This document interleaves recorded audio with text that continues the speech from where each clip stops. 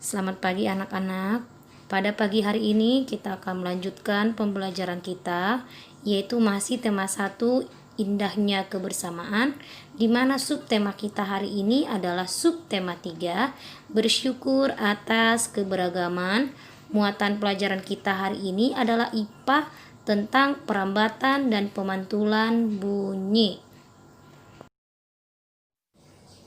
Yang menjadi materi kita hari ini adalah pemantulan dan penyerapan bunyi. Dan adapun tujuan pembelajaran kita hari ini adalah 1. Menjelaskan 2 sifat bunyi. 2. Menyebutkan macam-macam bunyi pantul. 3. Membedakan bunyi pantul, gaung, dan gema.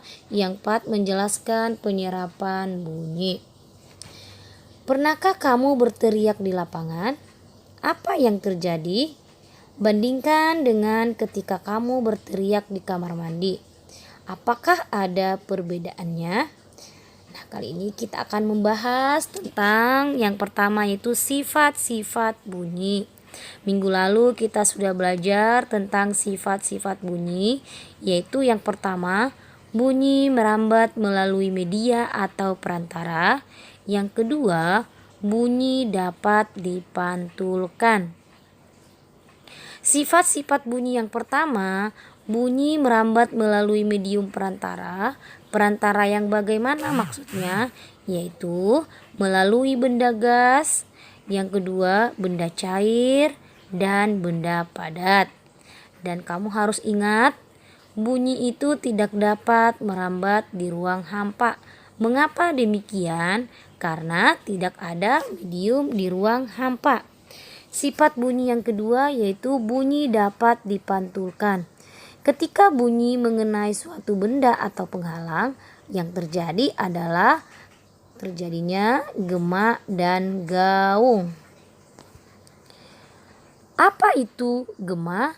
Gema adalah bunyi pantul yang terdengar jelas setelah bunyi asli.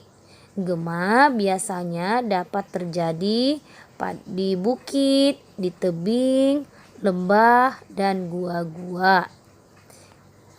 Gema terjadi karena bunyi dipantulkan oleh dinding yang jaraknya jauh dari sumber bunyi.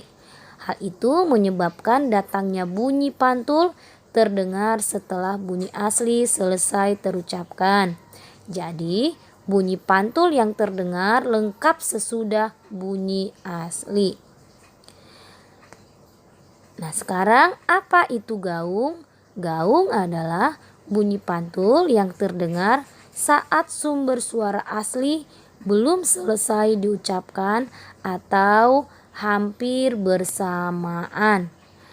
Mengapa bisa terjadi gaung? Mengapa bisa terjadi gaung? Nah, di sini akan Ibu jelaskan. Yang pertama itu adanya penghalang gelombang suara memiliki jarak dekat dengan sumber suara. Yang kedua, terjadi di ruang yang sempit. Yang ketiga, suara pantul terjadi hampir bersamaan dengan bunyi asli, sehingga bunyi pantul yang terdengar tidak jelas. Nah, sekarang apa yang menjadi persamaan gaung dan gema? Persamaannya adalah sama-sama merupakan bunyi pantul. Nah, sekarang apa yang menjadi perbedaan gema dan gaung? Kalau gema itu adalah suara pantul yang terdengar jelas, sedangkan gaung adalah suara pantul yang tidak jelas.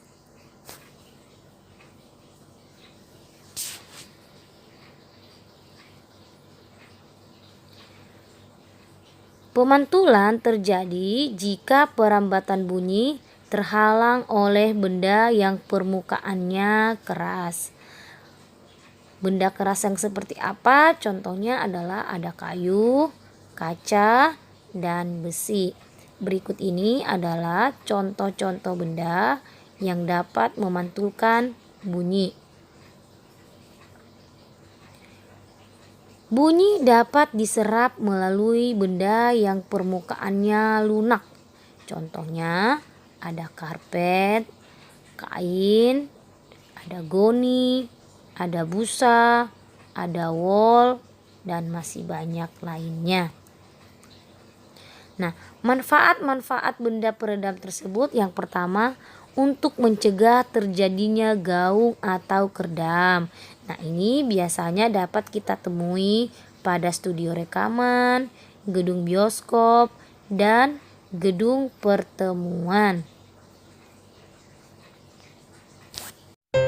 Nah, baik, sampai di sini materi kita hari ini.